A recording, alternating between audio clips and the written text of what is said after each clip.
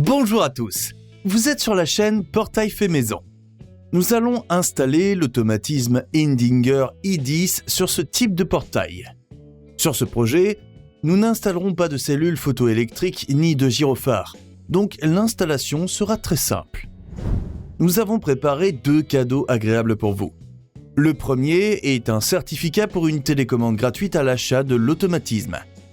Vous pouvez l'utiliser lors de l'achat de l'automatisme auprès de la société Newgate. Le deuxième cadeau, ce sont les plans. Voici le cadre du portail pour votre ouverture ou passage individuel.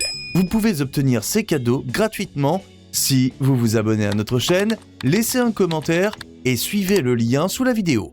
Pour ceux qui s'occupent de l'installation de portails et d'automatisme et qui souhaitent vendre l'automatisme Indinger dans leur région, contactez-nous via le lien sous la vidéo. Des conditions de coopération avantageuses vous seront proposées. Commençons le travail.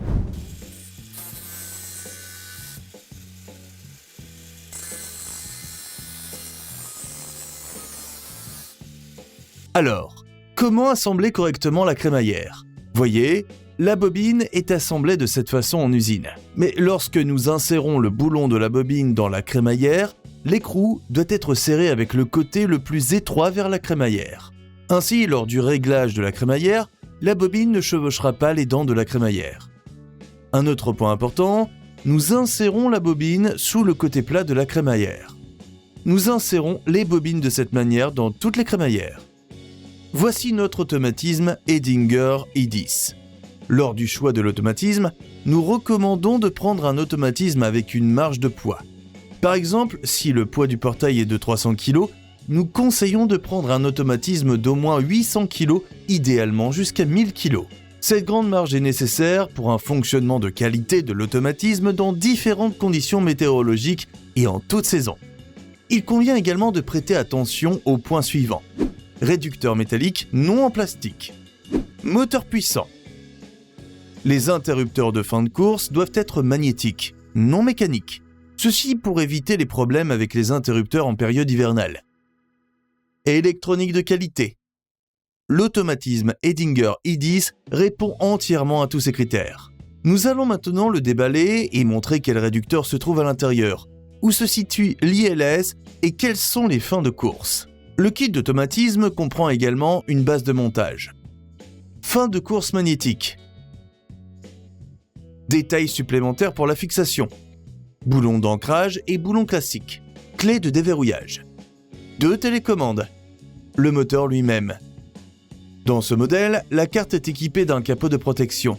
Il permet de protéger la carte contre la condensation. Pour examiner de plus près le réducteur, nous devons retirer le moteur et le déconnecter de la carte.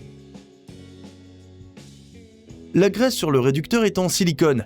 Elle est donc résistante aux basses températures. La vis sans fin du moteur est en acier. À l'intérieur, un engrenage en bronze. Et un bobinage en cuivre. C'est le réducteur lui-même avec un engrenage en bronze.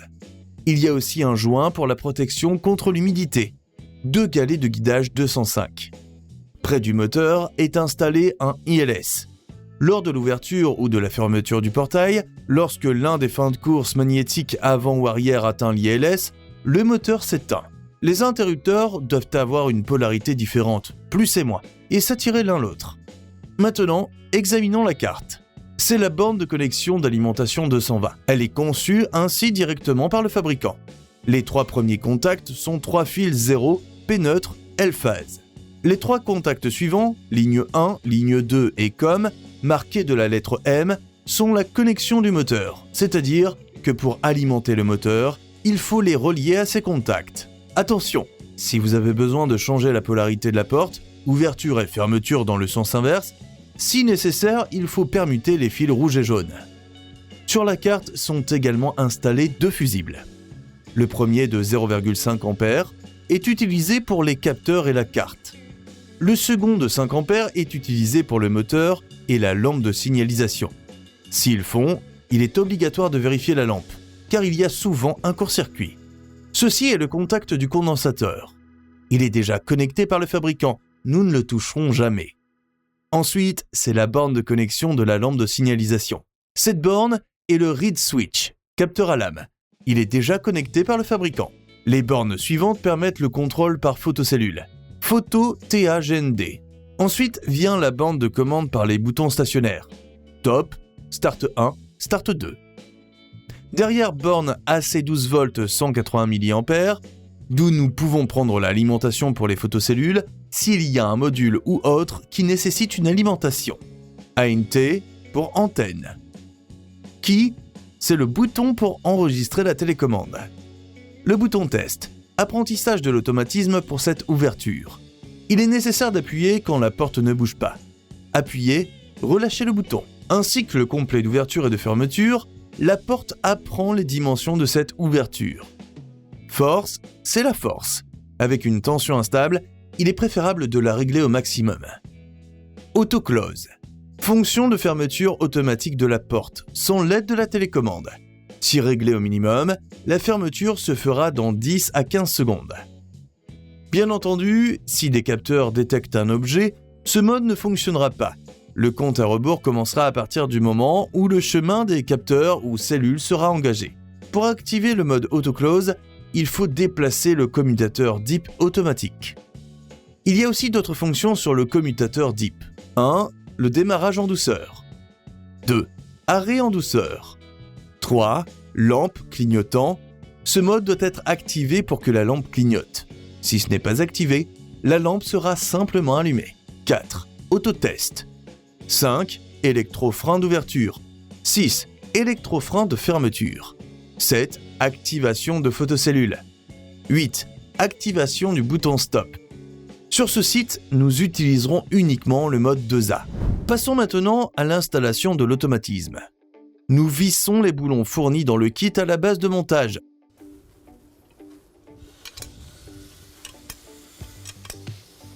Nous avons préparé un tuyau de 40 par 20 mm car nous devons installer le moteur à 4 cm de hauteur par rapport au rail. Nous amenons la base de montage à ces tuyaux.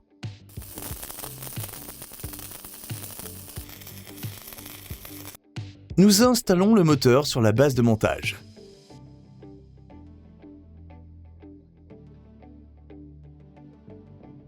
Nous fixons le moteur au portail et vérifions s'il est nécessaire d'ajuster encore le niveau.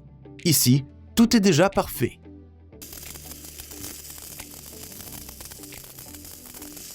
Maintenant, nous passons à la fixation de la crémaillère. Avant d'installer la première crémaillère, nous mettons le moteur en mode manuel, à l'aide de la clé qui est fournie dans le kit. Puis, nous mettons une clé à 90 degrés. C'est le mode manuel.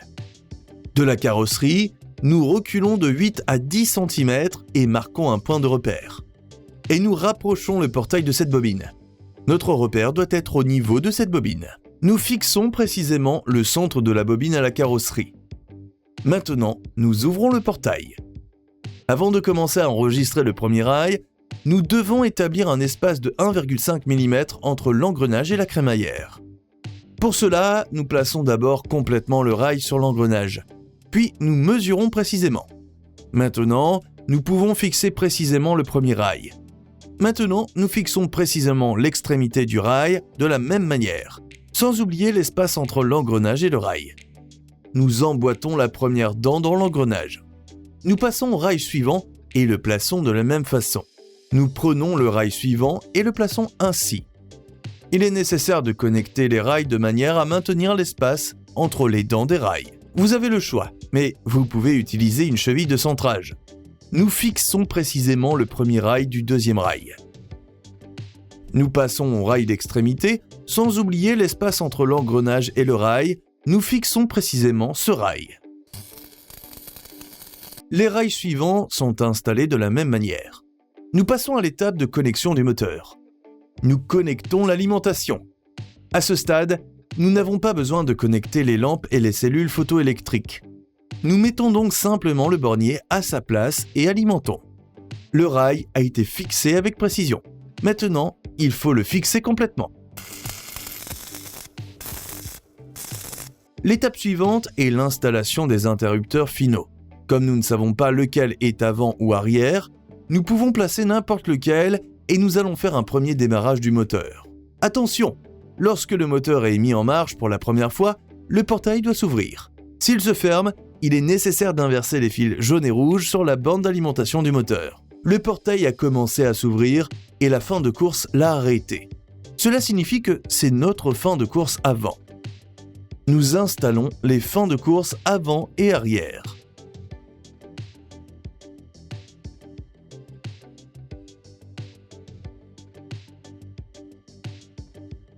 C'est tout pour aujourd'hui. Merci à tous pour votre attention. À bientôt.